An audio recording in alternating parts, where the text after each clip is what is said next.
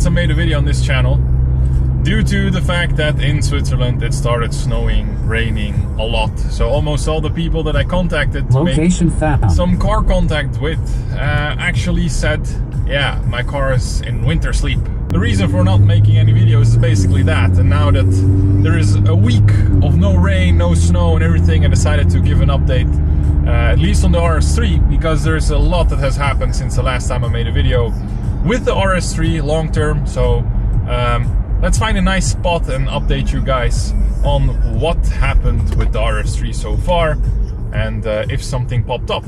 Last time I recorded this video, I was at 30,000 kilometers. Now we're almost at 52,000 kilometers. So to give you guys an update on the car, what has happened over the last couple of months? An additional 20,000 kilometers have been put onto the RS3. As I said, I drive this car all over Europe. I drive it as a daily. I drive it through whatever weather conditions there are. And I do take care of it, including maintenance.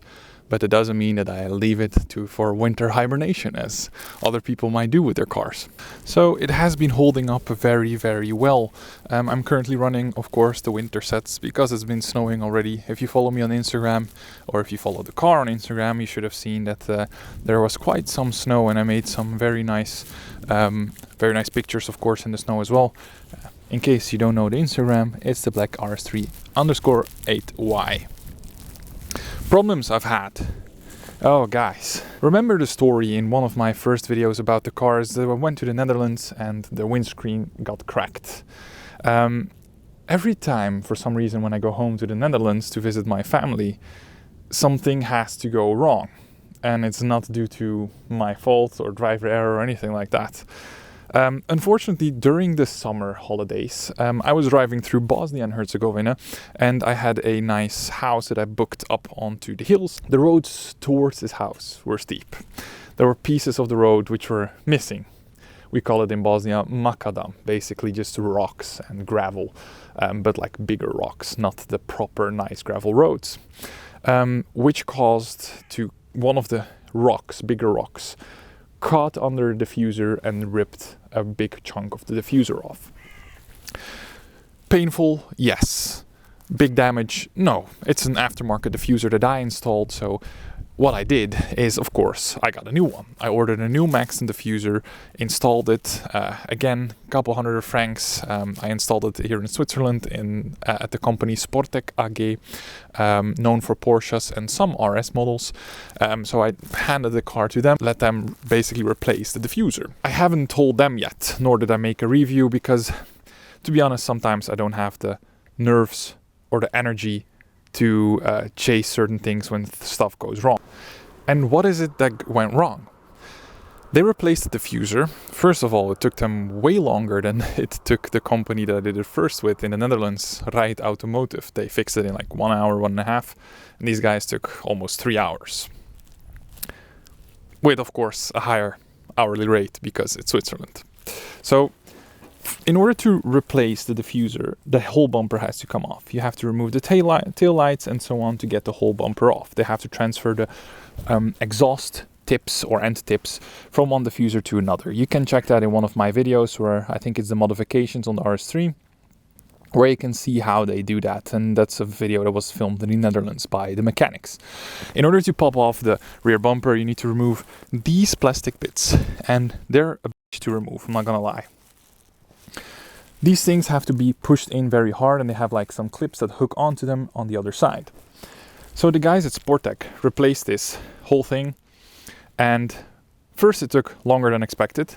Then I noticed something, and as they were installing it, I think it's beneath this now, but there was a big scratch made with a screwdriver that I could see underneath. It's like hard to spot, but it was there, or it is there.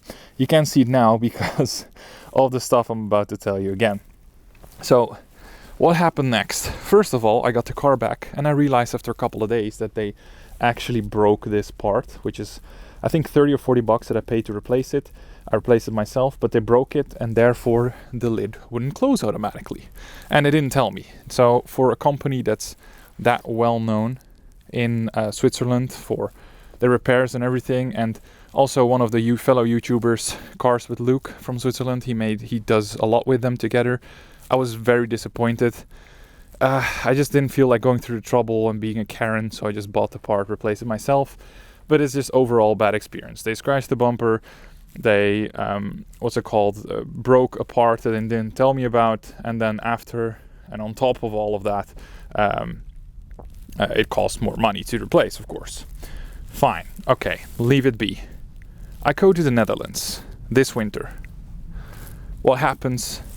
I come back from Dubai. I flew from the Netherlands to Dubai, and I find my car or my diffuser in this state. I'm not sure if the camera is picking it up right because I'm using a different lens for the vlog style videos, but it's all scratched up. There's a big scratch here.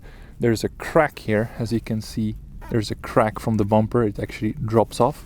Not sure if the camera catches that, but someone basically, and you can also see some paint remains here from the person who actually bumped into my car, didn't leave a note, and yeah, the diffuser needs to be replaced again. Two diffusers broken, destroyed.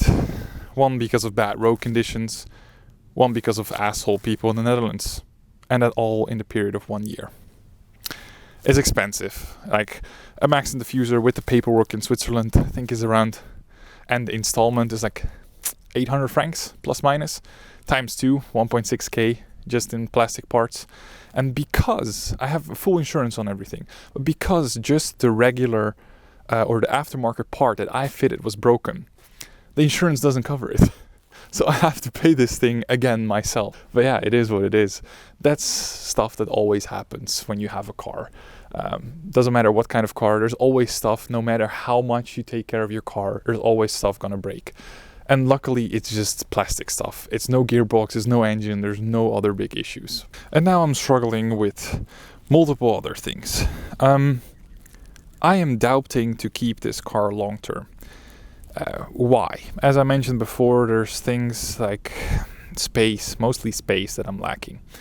And I know it's an RS3, but I've been looking at the RS Q8 lately. I was able to do a test drive in the new Q8. I was able to do some test drives in the RS6 as well. And to be honest, the RS6 didn't excite me as much as I thought it would. I know it's a super, super cool car, but it just didn't spin my noodle, if you know what I'm saying. So I've been really looking into getting an RS Q8. So the problem with that is if I would keep the RS3 and get an additional RS Q8, we have to pay insurance, we have to pay the parking spot and stuff like that, which is very, very expensive. So what I've been contemplating is either trading it in for an RS Q8 or waiting some time until I get enough finances to also get an RS Q8 additionally. What would you guys do in my position, knowing that the new RS3 is most likely going to be electric or hybrid, knowing that the new RS Q8, which is not announced yet officially, but I've seen some Nürburgring clips of the RS Q8, it most likely will also be like half hybrid, mild hybrid, stuff like that. I'm not very sure.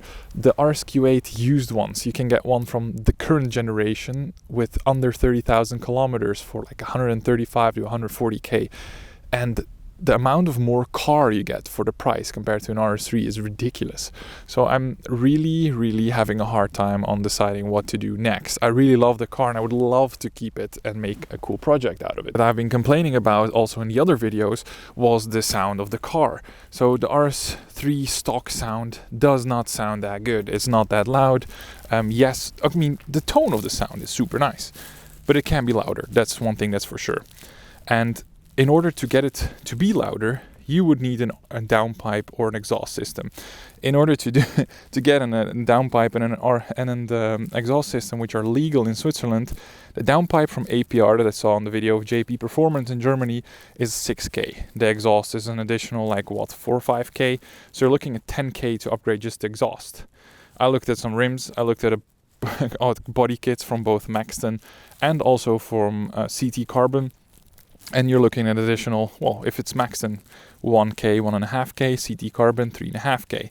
You're 13k in, and then you have the rims. These are the winter rims, but I saw some super nice wheel force rims for the RS3 in black, and those would run me an additional 2.5k.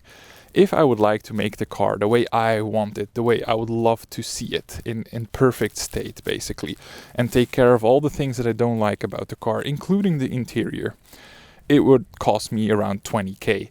20k is a very good down payment for an RSQ8.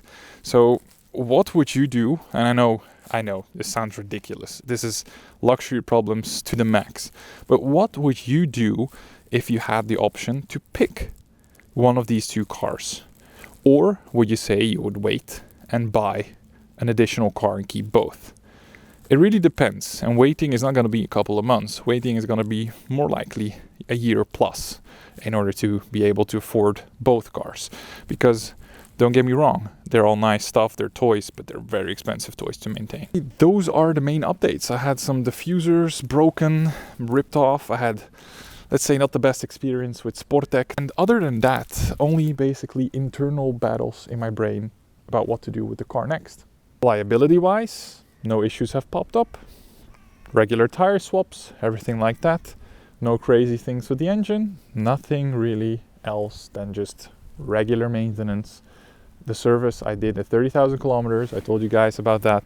And the big service we still need to do. So at 60,000, I'll give you an update somewhere around summer again on what's going on with the car. And also if I made a decision on what to do with it.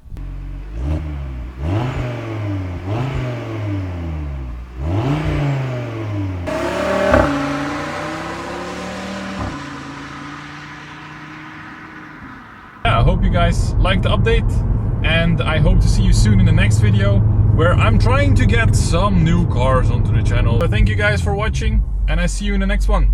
Ciao!